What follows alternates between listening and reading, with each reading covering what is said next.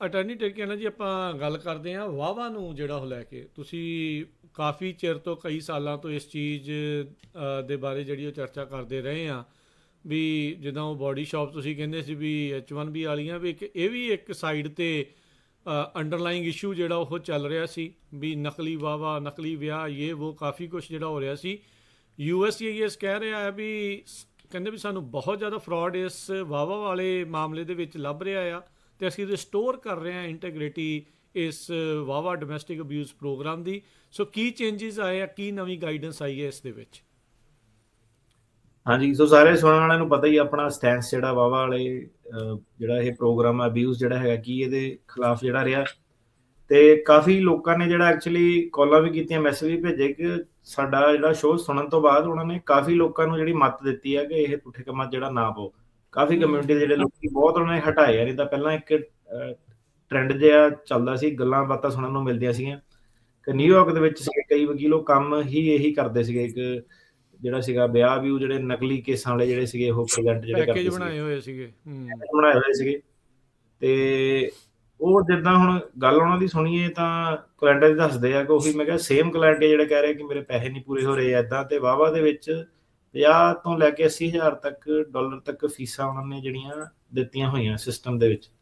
ਮਤਲਬ ਐਂ ਦੀਆਂ ਗੱਲਾਂ ਜਿਹੜੀਆਂ ਸੀਗੀਆਂ ਕਾਮਨ ਜਿਹੜੀ ਨੌਲੇਜ ਹੀ ਸੀਗੀ, ਤੇ ਕਾਫੀ ਜ਼ਿਆਦਾ ਜਿਹੜਾ ਇਹਦਾ ਅਬਿਊਜ਼ ਜਿਹੜਾ ਸੀਗਾ। ਤਾਂ ਹੁਣ ਇਹ ਗੱਲ ਉਹੀ ਹੋ ਜਾਂਦੀ ਕਿ ਗੱਲ ਸਿੱਧੇ ਕਰਦੀ ਸੀ, ਕਈ ਵਾਰੀ ਕੌੜੀ ਲੱਗ ਜਾਂਦੀ ਆ, ਪਰ ਗੱਲ ਕਰਾਂਗੇ ਆંકੜਿਆਂ ਦੇ ਨਾਲ, ਕਿਉਂਕਿ ਉਹਨਾਂ ਨੇ ਹੁਣ ਜਿਹੜੇ ਐਂਡ ਆਫ ਦਾ ਈਅਰ ਦਿੱਤੇ ਆ ਉਹ ਝੂਠੇ ਆંકੜੇ ਨਹੀਂ ਹੋ ਸਕਦੇ। ਉਹ ਕਹਿੰਦੇ 2020 ਤੋਂ 2024 ਦੇ ਵਿੱਚ ਜਿਹੜਾ ਵਾਹਵਾ ਦੀਆਂ ਐਪਲੀਕੇਸ਼ਨਾਂ ਜਿਹੜੀਆਂ ਸੀਗੀਆਂ ਉਹ 360% ਜਿਹੜੀਆਂ ਵੱਧ ਗਈਆਂ। ਮਤਲਬ ਕਿ ਇੱਕ ਚੀਜ਼ ਹੁੰਦੀ ਨਾ ਕਿ ਕੋਈ ਚੀਜ਼ ਹੁੰਦੀ ਹੈ 5% 10% ਵੱਧਦੀ ਹੈ ਨਾ, ਸਿਸਟਮੈਟਿਕਲੀ 15 ਵੱਧ ਜਾਊਗੀ, 360% ਇਨਕਰੀਜ਼ ਹੋ ਗਿਆ। 360% ਦੇ ਵਿੱਚ ਉਹਦੀ ਜਿਹੜੇ ਮੇਲ ਸੀਗੇ ਮਰਦਾਂ ਦੀ ਜਿਹੜੀ ਐਪਲੀਕੇਸ਼ਨ ਜਿਹੜੀ ਸੀਗੀ ਉਹ 260% ਇਨਕਰੀਜ਼ ਹੋ ਗਈ, ਮਤਲਬ ਕੰਪੇਅਰ ਟੂ ਕੁੜੀਆਂ ਦੇ। ਮਤਲਬ ਕਿ ਉਹ 2-3 ਗੁਣਾ ਵੱਧ ਜਿਹੜੀਆਂ ਐਪਲੀਕੇਸ਼ਨਾਂ ਸੀਗੀਆਂ। ਅਬਿਊਜ਼ ਜਿਹੜਾ ਉਹ ਮੁੰਡੇ ਕਲੇਮ ਕਰਨ ਲੱਗ ਪਏ ਕਿ ਉਹਨਾਂ ਨਾਲ ਅਬਿਊਜ਼ ਹੋ ਗਿਆ, ਜਦ ਕਿ ਪਹਿਲਾਂ ਸਿਸਟਮ 'ਚ ਪੁੱਠਾ ਸੀਗਾ, ਅਦਰ ਵੇ ਅਰਾਊਂਡ, ਕੁੜੀਆਂ ਨਾਲ ਅਬਿਊਜ਼ ਜ਼ਿਆਦਾ ਸੀਗਾ। ਇਹਦੇ ਵਿੱਚ ਕੀ ਵੇਖਿਆ ਉਹਨਾਂ ਨੇ ਕਿ ਜਿਹੜੇ ਬੰਦੇ ਦਾ ਕੇਸ ਫੇਲ ਹੋਇਆ ਭਾਵੇਂ ਕੈਲੀਫੋਰਨੀਆ, ਉਹ ਵਕੀਲ ਨੂੰ ਕਹਿਣ ਲੱਗ ਪਿਆ ਕਿ ਮੈਂ ਗੱਲ ਤੇਰੀ ਸੁਣਨੀ ਨਹੀਂ, ਮੈਂ ਅਪੀਲ ਪੂਲ ਲਾਣੀ ਨਹੀਂ, ਮੈਨੂੰ ਤਾਂ ਵਾਹਵਾ ਦੀ ਸਲਾਹ ਮਿਲੀ ਆ। ਸੋ ਉਹ ਵਾਹਵਾ ਵਾਲੇ ਪਾਸੇ ਨੂੰ ਜਿਹੜੀ ਹੋ ਗਈ ਜਾਂਦਾ। ਤੇ ਸਾਰਿਆਂ ਨੂੰ ਪਤਾ ਕੀ ਗੱਲਬਾਤ ਆਪਾਂ ਜਿਹੜੀ ਇੱਥੇ ਕਰ ਰਹੇ ਹਾਂ। ਤੇ ਹੁਣ ਉਹ ਕਹਿੰਦੇ ਕਿ ਇਹ ਬੜਾ ਅਲਾਰਮਿੰਗ ਤੇ ਅਨਪ੍ਰੈਸੀਡੈਂਟਡ ਜਿਹੜਾ ਸੀਗਾ ਸਿਚੁਏਸ਼ਨ ਬਣ ਗਈ। USCIS ਨੇ ਖੁਦ ਜਿਹੜਾ ਸੀਗਾ ਇਵਨ ਬਾਈਡਨ ਦੇ ਕਾਰਜਕਾਲ ਦੇ ਵਿੱਚ ਵੀ ਉਹਨਾਂ ਨੇ 2-3 ਵਾਰੀ ਆਪਣੇ ਅਪਡੇਟ ਵੀ ਦਿੱਤੇ ਆ, ਲੋਕੀ ਵੀ ਉਹਨਾਂ ਨੇ ਅਰੈਸਟ ਕੀਤੇ ਆ ਕਿ ਹਟ ਜਾਓ, ਟਲ ਜਾਓ, ਪਰ ਉਹ ਜਿਹੜਾ ਸੀਗਾ ਟ੍ਰੈਂਡ ਰੁਕਿਆ ਨਹੀਂ, ਕਿਉਂਕਿ ਐਂਡ 'ਚ ਕੌਣ ਫਿਰ ਸਟਾਪ ਕੌਣ ਕਰੇ, ਰਾਈਟ? ਪੁੱਠੇ ਸਿੱਧੇ ਬੈਨੀਫਿਟ ਜਿਹੜੇ ਹੁੰਦੇ ਆ ਤਾਂ ਲੋਕੀ ਲੈਂਦੇ ਆ। ਤੇ ਉਹੀ ਚੀਜ਼ ਜਿਹੜੀ ਸੀਗੀ, ਜਿਹੜੀ ਸਲਾਹ ਜਿਹੜੀ ਸੀਗੀ ਕਮਿਊਨਿਟੀ ਦੇ ਵਿੱਚ ਕਾਫੀ ਲੋਕਾਂ ਨੂੰ ਜਿਹੜੀ ਇਹੀ ਦਿੱਤੀ ਗਈ ਆ ਕਿ ਇਹ ਵਾਲੇ ਜਿਹੜੇ ਸੀਗੇ ਪੁੱਠੇ ਪਾਸੇ ਨੂੰ ਚੱਲ ਜਾਓ, ਜੇ ਆਪਣਾ ਕੇਸ ਫੇਲ ਹੋ ਜਾਂਦਾ ਤੇ ਵਾਹਵਾ ਵਾਲਾ ਸਿਸਟਮ ਜਿਹੜਾ ਕਰ ਲਓ। ਉਹਦੇ ਵਿੱਚ ਹੁਣ ਜਿਹੜੇ ਕਈ ਵਕੀਲ ਸੀਗੇ ਉਹ ਤਾਂ ਸੁਣਿਆ ਨਿਊਯਾਰਕ ਦੇ ਵਿੱਚ ਕਰਦੇ ਹੀ ਵਾਹਵਾ ਸੀਗੇ, ਮਤਲਬ ਸਿਰਫ ਤੇ ਸਿਰਫ ਵਾਹਵਾ ਹੀ। ਤੁਸੀਂ ਗੱਲ ਕਰ ਰਹੇ ਹੋ ਕਿ $multi-million ਪ੍ਰੈਕਟਿਸਿਸ ਦੀ, ਜਿਹਦੇ ਵਿੱਚ 50,000 $80,000 ਜਿਹੜੀ ਫੀਸ ਆਮ ਜਿਹੜੀ ਗੱਲ ਹੋ ਗਈ ਸੀਗੀ। ਇਹ ਜਿਹੜਾ ਸੀਗਾ ਟ੍ਰੈਂਡ ਇਮੀਗ੍ਰੇਸ਼ਨ ਵਾਲਿਆਂ ਨੇ ਜਿਹੜਾ ਸਪੌਟ ਕਰ ਲਿਆ, ਉਹਨਾਂ ਨੇ ਕਾਫੀ ਜਿਹੜੇ ਚੇਂਜਸ ਹੁਣ ਵਾਹਵਾ ਦੇ ਵਿੱਚ ਜਿਹੜੇ ਕਰਤੇ ਆ। ਉਹ ਕਹਿੰਦੇ ਕਿ ਪ੍ਰੋਸੈਸਿੰਗ ਡਿਲੇ, ਉਹਨਾਂ ਨੇ ਰੀਜ਼ਨ ਇਹ ਦਿੱਤਾ ਕਿ ਇਹਦੇ ਕਰਕੇ ਇੱਕ ਤਾਂ ਪ੍ਰੋਸੈਸਿੰਗ ਡਿਲੇ ਬੜਾ ਆਉਂਦਾ, ਤੇ ਇੱਕ ਜਿਹੜੇ ਐਕਚੁਅਲ ਜਿਹੜੇ ਹੁੰਦੇ ਜਿਹਨਾਂ ਨਾਲ ਵਾਕਈ ਧੱਕਾ ਜਿਹੜਾ ਹੋਇਆ ਹੁੰਦਾ, ਕਿਉਂਕਿ ਹੁਣ ਤੁਸੀਂ 5-5 6-6 ਸਾਲ ਦੇ ਬੈਕਲੌਗ ਕ੍ਰੀਏਟ ਕਰਤੇ ਆ, ਕਿ ਉਹਨਾਂ ਨੂੰ ਬੜਾ ਜਿਹੜਾ ਨੁਕਸਾਨ ਜਿਹੜਾ ਹੁੰਦਾ। ਇਹਦੇ ਵਿੱਚ ਉਹਨਾਂ ਨੇ ਕਿਹਾ ਕਿ ਪਾਲਿਸੀ ਚੇਂਜਸ ਉਹਨਾਂ ਨੇ ਜਿਹੜੀਆਂ ਕੀਤੀਆਂ ਕਿ ਕਿੱਦਾਂ ਤੁਸੀਂ ਜਿਹੜੇ ਆਫਿਸਰਸ ਆ ਉਹ ਕਿੱਦਾਂ ਉਹਨਾਂ ਨੇ ਵਾਹਵਾ ਦੀਆਂ ਪਟੀਸ਼ਨਾਂ ਜਿਹੜੀਆਂ ਦੇਖਣੀਆਂ। ਉਹਨਾਂ ਨੇ ਉਹਨੂੰ ਗਾਈਡੈਂਸ ਬੇਸਿਕਲੀ ਆਪਣੇ ਆਫਿਸਰ ਨੂੰ ਦਿੱਤੀ ਕਿ ਕੰਮ ਜਿਹੜਾ ਖਿੱਚ ਦੋ, ਟਾਈਟ ਕਰ ਦਿਓ, ਸਾਰੇ ਤੁਸੀਂ ਵਾਹਵਾ ਵਾਲੇ ਜਿਹੜੇ ਕੇਸ ਆ ਅਪਰੂਵ ਨਹੀਂ ਕਰਨੇ ਆ, ਤੇ ਕ੍ਰੈਡੀਬਲ ਐਵੀਡੈਂਸ ਤੁਸੀਂ ਜਿਹੜਾ ਦੇਖਣਾ। ਪਹਿਲਾਂ ਰੂਲ ਇਹ ਹੁੰਦਾ ਸੀਗਾ ਕਿ ਜੇ ਬੰਦੇ ਨਾਲ ਧੱਕਾ ਹੋਇਆ, ਕੋਈ ਐਵੀਡੈਂਸ ਨਹੀਂ ਵੀ ਹੈਗਾ, ਉਹ ਕਹਾਣੀ ਜੀ ਦੱਸਦਾ ਸੀਗਾ ਤੇ ਉਹਦਾ ਚੱਲ ਜਾਂਦਾ ਸੀਗਾ। ਉਹ ਕਹਿੰਦੇ ਆ ਕਿ ਤੁਸੀਂ ਕ੍ਰੈਡੀਬਲ ਐਵੀਡੈਂਸ ਦੇਖਣਾ, ਕਿਉਂਕਿ ਜਿਹੜਾ ਬਰਡਨ ਆ ਉਹ ਬੰਦੇ ਦੇ ਉੱਤੇ ਹੀ ਆ, ਉਹ ਪ੍ਰੂਵ ਕਰੂਗਾ ਕਿ ਤੁਹਾਡੇ ਨਾਲ ਧੱਕਾ ਹੋਇਆ ਕਿ ਨਹੀਂ ਹੋਇਆ, ਵਿਆਹ ਤੁਸੀਂ ਸਹੀ ਕਰਾਇਆ ਸੀਗਾ ਕਿ ਨਹੀਂ ਕਰਾਇਆ ਸੀਗਾ। ਇਹਦੇ ਵਿੱਚ ਉਹਨਾਂ ਨੇ ਇੱਕ ਹੋਰ ਜਿਹੜਾ ਅੰਕੜਾ ਦਿੱਤਾ ਕਿ ਜਿਹੜੇ ਪੇਰੈਂਟਸ ਸੀਗੇ, ਇਹ ਗੱਲ ਧਿਆਨ ਨਾਲ ਸੁਣਿਓ, ਜਿਹੜੇ ਪੇਰੈਂਟਸ ਦੀ ਐਪਲੀਕੇਸ਼ਨ ਸੀਗੀ, ਜਿਹੜੇ ਪੇਰੈਂਟਸ ਕਹਿੰਦੇ ਸੀ ਕਿ ਸਾਡੇ ਜਵਾਕਾਂ ਨੇ ਸਾਡੇ ਨਾਲ ਅਬਿਊਜ਼ ਕੀਤਾ। ਇਹਦੇ ਵਿੱਚ ਕਿਹੜੇ ਬੰਦੇ ਆ ਜਾਂਦੇ ਆ? ਜਿੱਦਾਂ ਹੁਣ ਕੋਈ ਆ ਗਿਆ, ਉਹ ਕੱਚਾ, ਉਹਦੇ ਜਵਾਕ ਉਰੇ ਪੈਦਾ ਹੋਏ ਆ, ਉਹਨਾਂ ਨੇ ਸਲਾਹ ਦਿੱਤੀ ਕਿ ਤੁਸੀਂ ਐਂ ਕਹਿ ਦਿਓ ਕਿ ਤੁਹਾਡੇ ਜਿਹੜੇ ਸਿਟੀਜ਼ਨ ਜਵਾਕ ਆ ਇੱਥੇ, ਉਹ ਤੁਹਾਨੂੰ ਅਬਿਊਜ਼ ਕਰਦੇ ਆ, ਮਾਰਦੇ ਕੁੱਟਦੇ ਆ। ਅੱਛਾ। ਇਹਦੇ 'ਚ ਆਪਣੇ ਪੰਜਾਬੀਆਂ ਨੇ ਬਹੁਤ ਕੇਸ ਜਿਹੜੇ ਸੀਗੇ ਲਾਏ ਆ। ਉਹ ਮਤਲਬ ਹੁਣ ਚੀਜ਼ ਬਣਾਈ ਉਹਨਾਂ ਨੇ ਇਹ ਸੀਗੀ ਕਿ ਜੇ ਵਾਕਈ ਕਿਸੇ ਨਾਲ ਧੱਕਾ ਹੋਵੇ ਤੇ ਉਹ ਬੰਦੇ ਨੂੰ ਬੈਨੀਫਿਟ ਮਿਲ ਸਕੇ। ਪਰ ਉਹਨਾਂ ਨੇ ਕੀਤਾ ਇਹ ਕਿ ਹੁਣ ਜਦੋਂ ਬੰਦਾ ਕੱਚਾ ਸੀਗਾ, ਕੋਈ ਹੋਰ ਰਾਹ ਨਹੀਂ ਨਿਕਲਿਆ, ਉਹਨਾਂ ਨੇ ਕਹਿਤਾ ਕਿ ਸਾਡੇ ਜਿਹੜੇ ਜਵਾਕ ਆ ਉਹ ਤੰਗ ਕਰਦੇ ਆ। ਰਾਜਗਰਨ ਜੀ, ਇਹਦੇ ਵਿੱਚ ਪਤਾ ਕਿੰਨੇ ਪਰਸੈਂਟ ਇਨਕਰੀਜ਼ ਹੋਇਆ ਐਪਲੀਕੇਸ਼ਨਾਂ ਦੇ ਵਿੱਚ 2020 ਤੋਂ ਲੈ ਕੇ 2024 ਤੱਕ? ਹਾਂ 2240% ਇਨਕਰੀਜ਼ ਐਪਲੀਕੇਸ਼ਨਾਂ ਦੇ ਵਿੱਚ ਹੋਇਆ, ਜਿਹਦੇ ਵਿੱਚ ਕੀ ਪੇਰੈਂਟਸ ਨੇ ਕਲੇਮ ਕੀਤਾ ਕਿ ਉਹਨਾਂ ਦੇ ਜਵਾਕ ਜਿਹੜੇ ਉਰੇ ਜੰਮੇ ਆ ਉਹਨਾਂ ਨੂੰ ਧੱਕਾ ਕਰਦੇ ਆ।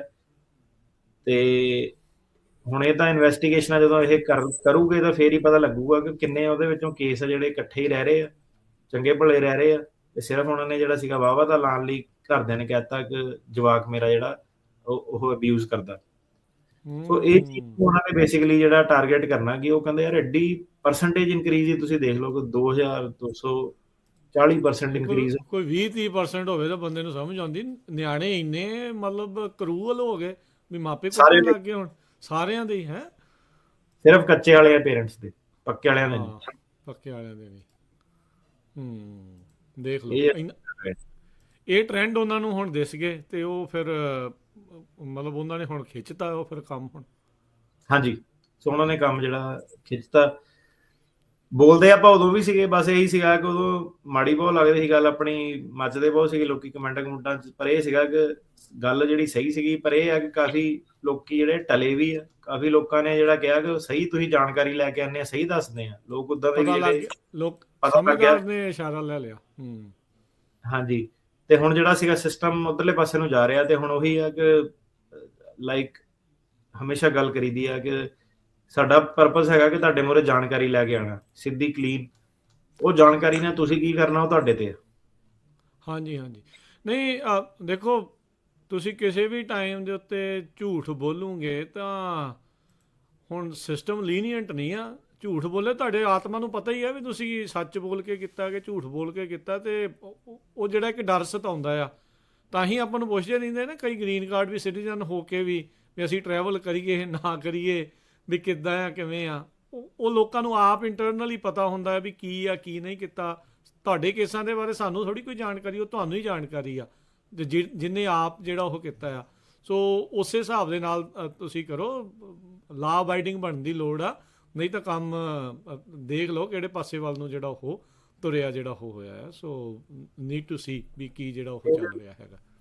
ਇਹਦੇ ਵਿੱਚ ਮੇਨ ਚੀਜ਼ ਇਹ ਹੈ ਕਿ ਇਹਦੇ ਵਿੱਚ ਇੱਕ ਅਬਿਊਜ਼, ਮਤਲਬ ਇਹਦੇ ਵਿੱਚ ਇੱਕ ਦੂਜੀ ਧਿਰ ਵੀ ਹੈਗੀ ਆ, ਜਿਹੜਾ ਸਪਾਊਸ, ਜਿਹਦੇ ਤੁਸੀਂ ਕਹਿ ਰਹੇ ਆ ਕਿ ਜਿੰਨੇ ਝੂਠ ਬੋਲਿਆ, ਠੀਕ ਆ। ਇਹਦੇ ਵਿੱਚ ਤੀਜੀ ਧਿਰ ਵੀ ਹੈਗੀ ਆ ਕਿ ਜਿਹੜੇ ਸਿਸਟਮ ਦੇ ਵਿੱਚ ਪੈ ਕੇ ਬੰਦੇ ਇਹ ਅਰੇਂਜਮੈਂਟ ਕਰਾਉਂਦੇ ਆ, ਉਹਨਾਂ ਨੇ ਹੋਰਾਂ ਕਿੰਨਿਆਂ ਦੇ ਵੀ ਕਰਾਈ ਆ, ਠੀਕ ਆ। ਸਿੱਧੀ ਗੱਲ ਜਿਹੜੀ ਆ ਜਾਂਦੀ ਆ ਕਿ ਉਹ ਜਿਹੜੇ ਸਪਾਊਸ ਜਿਹੜੇ ਹੈਗੇ ਆ ਉਹ ਕਿਹੜੀ ਐਥਨੀਸਿਟੀ ਦੇ ਆ, ਕਿਹੜੇ ਸੋਸ਼ੋ ਇਕਨੋਮਿਕ ਲੈਵਲ ਦੇ ਹੈਗੇ ਆ।